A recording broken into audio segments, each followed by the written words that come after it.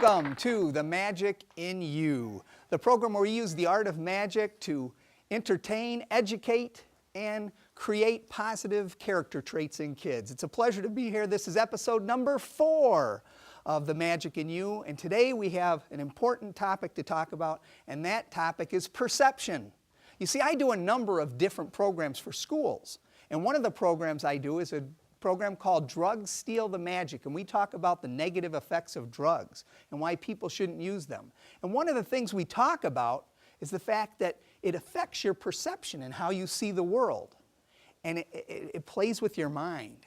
And it's important that we keep our mind clear, right? And that's why we always talk to you about staying away from drugs and not letting others influence you to try drugs. We want you guys to keep your mind clear and your perceptions perfect. So it's kind of fun, though, to talk about perceptions and how they change and things like that. So I brought along a trick that involves changing perceptions. And I have an assistant here today who's willing to help me out. Do you want to come up, PJ? Here he comes. Give PJ a big round of applause. I'll just sit down, PJ. No. Nice to meet you. Stand right over there. Perfect. Wave to all your friends. Don't forget me, I'm over here. Okay, all right. PJ, you're going to help me out. Are you pretty good with crafts? Yeah. Cool. Okay, I want you to make a paper. No, I'm just kidding. I brought something here. It's really not a hard craft. It uses some rather large cards. These cards are a little bigger than the ones you play with at home. Oh, In fact, yeah. These cards are so big you can't play Go Fish. You got to play Go Shark. Nice one. Thank you. All right. I appreciate your enthusiasm. Yeah. All right. Now, this is the deal. We're going to use both of these, and we're going to do a little game in perception, okay, and how you see things. Now, I use these big cards because it makes it easier to see, right? Yeah. Yeah. So I'll let you have this one. Are you familiar with the hamburger fold and the hot dog fold? Oh, yeah. You've done that before? Yeah. So you know that this is the hot dog fold and this is the hamburger. Yeah. Yeah, okay. I want you to fold that one in the hamburger fold. I'm going to do the hot dog fold with this one. Then go ahead and fold it. And then, since you can see very clearly and your perception is good, make sure that the edges match. Get a good crease, so that you get it in there nice, and don't worry about the cards. It's okay, they're mine. We can fold them up. It's all right. And get a nice good crease in there. Oh, make sure they're even. At the end, I do grade. No, I'm just kidding. I don't grade. Relax. Okay. You got a little nervous there. Oh, no grades. No.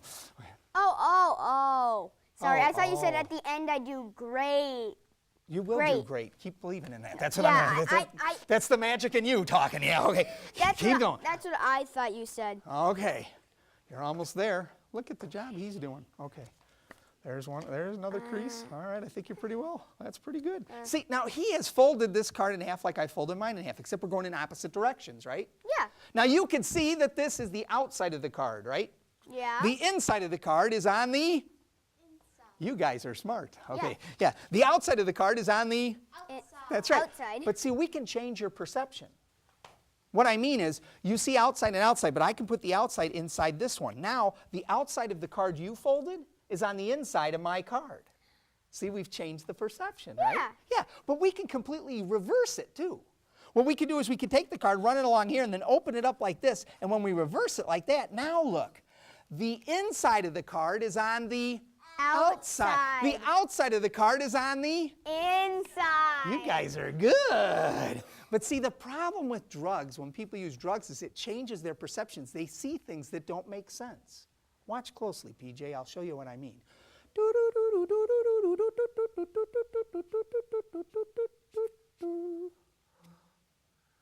They flip around. Oh. The card does a somersault inside the card. Oh. How do you do that? It's perception. PJ, I'm going to do something special for you. I want you to stand right in front of me, turn towards the audience, and we're going to go about halfway. Are you ready? Here we go. So half the card's going one way, half the card's going the other way. PJ, I want you to hold on to this end, and then hold on to this end. I'm going to fold the card. You see, the problem with drugs, kids, is that sometimes drugs influence your perception, but if you use drugs over and over again, sometimes it will permanently alter your perception forever. Give him a big round of applause. He deserves it. Thanks for helping, PJ. You did a great job. How'd you do that? Can you keep a secret? Yeah. So can I. Okay, thanks, PJ. I appreciate you coming up. Give him a big round of applause. He did a great job. How'd I tell you what. That was kind of fun talking about perception. And as always, I like to teach you guys how to do a magic trick too during the course of the Magic in You.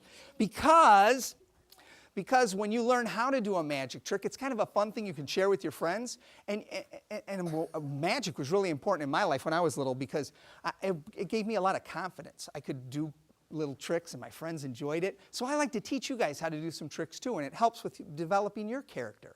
And maybe if you're a little bit shy, you can hide behind the tricks. I was talking to a gentleman in the hall before the show started, and he said, hey, do you put some comedy in your show? I said, oh yeah, I do some little funny things and they laugh. And he says, yeah, that comedy's important. I said, yeah, but see, I like the tricks because I can hide behind them.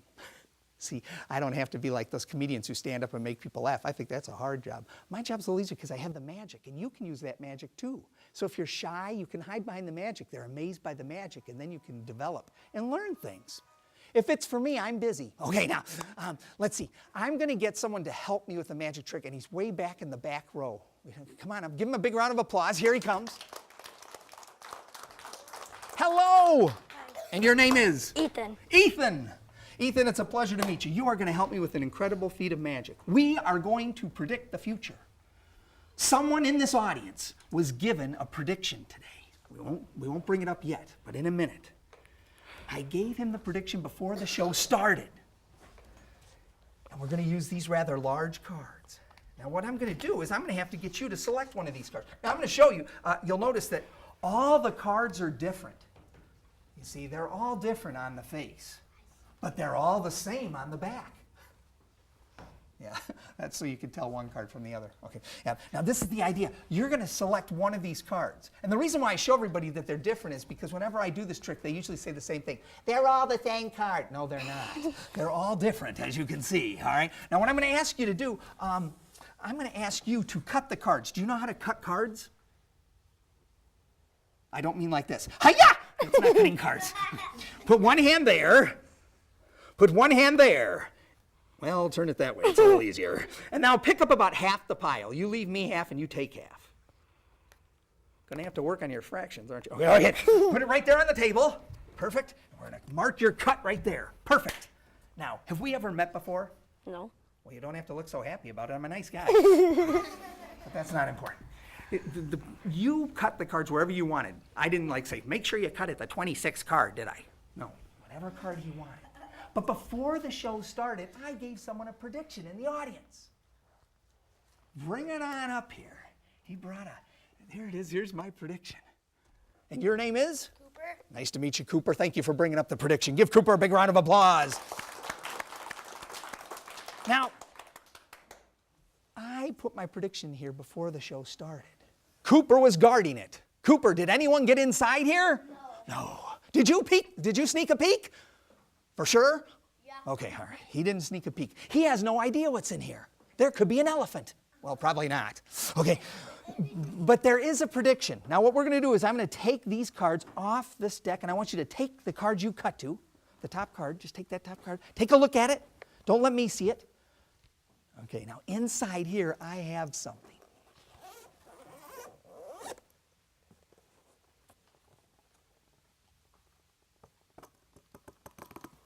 It's a rather large card. But it's not just any card. It's a face card. Is your card a face card? It's a diamond. Is your card a diamond? I'm feeling very good. Is your card a jack? Turn it around. A perfect match. Give him a big round of applause. I predicted the future. Now don't leave because you're going to help me with this. Now I'm going to tell you how this trick works. Do you want to know how this trick works? Yeah. No, it's too good of a trick. I can't tell. No, all right, I'll tell.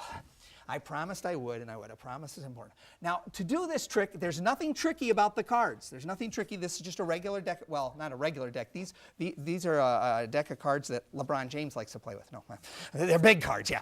But you can use regular cards. You don't have to use big cards like this. And you make sure that the card, in this case, I have a big jack of diamonds, okay? Now, you don't have to have a big jack of diamonds like this. I'm a magician. I do this all the time, so I have these big cards, and they're cool and everything. You can do it other ways. Like, for example, you don't have to have a jack of diamonds. You could just have an envelope, and when they open up the envelope, you can just have a note in there. I'll show you. What is the note say? Jack of diamonds, of course, because I was going to get you to pick the jack of diamonds. Yeah. Or use your creativity. This is kind of a cool way to show your prediction. Show this rolled up piece of paper, and then we'll have Jack help us out here. I'll have Jack hold on to, well, actually, I'll have you stand over here, grab onto this end. Okay, and then as we roll it out, Jack of diamonds. That's another way you could do the prediction. You see, you don't have to have a big card like that. You could just write it on paper. It's pretty cool doing it that way, isn't it? But now I know what you're thinking. You're saying, but Brian, how does he pick the jack of diamonds, right? I'm going to teach you how this works. The way we do this is very simple. It's called the magician's force. What that means is I make you pick the card I want you to. And the card is on top of the deck, okay? The jack of diamonds, obviously. I wouldn't put the king of spades because that wouldn't match. Yeah, okay. You put the jack of diamonds on top. Now, I told you you could cut the cards wherever you want, right? That's true. He could cut wherever he wants. But he doesn't know that I know the top card and what it is. So I told him to put one hand here, right? And one hand there. And then I told him to cut about half the deck, wherever he wants. Just go ahead and take a bunch of cards, wherever he wants. You can do just a few, too. Now, I told you to put the cards on the table, right? Okay, now that's the card, right? This is the jack of diamonds right there, right? I just take this pile and I turn it like this, and I say I'm marking where you cut the cards. It doesn't matter where he cuts the cards. It's always going to be the jack of diamonds because he just moves the top card to the table is all he's doing. Then all I do is I pick this up and I say, look at the top card you cut to. What a coincidence. It's the jack of diamonds. You see, you can't lose. You always get the jack of diamonds, and that's how you do the trick. You predict the future by doing that. And of course, like I said, if you're really... You have that. Yeah, or save yourself some money, write it on a piece of paper and put it in an envelope. Or my favorite, I love this way. I think this is a cool way to do it. It's putting it out on a calculator tape. You can go to any Office Max and get a roll of that for next to nothing. In fact, they don't use it much anymore. You may not be able to find it. Yeah. You just wrote it. You could what? You just wrote it. Yeah, you just write it on there. That's all you got to do. Yeah, you bet. If you're really talented and you can print on there with a printer, that's even better. All right. Now give my assistant a big round of applause. He deserves it. Thanks for helping, buddy. You did a great job. You guys were wonderful. Part of this, this episode also involves creativity. We talked about perception and how it's important to stay drug-free, right? Because it messes up our perception. But also, your brain is an important tool. It helps you solve problems and work out important plans for your future. So you got to take good care of your brain, right? And remember, it's a very creative muscle. It can think up almost anything, but you got to treat it right, okay? I want to thank you guys for coming to The Magic in You. This is the 4th episode. It was an awful lot of fun. I really appreciate the help of my helpers and for all of you for being a wonderful audience. And remember, go out, find the magic in you, and share it with someone else. Thanks, you guys. Till the next episode, the magic is in you. Thanks.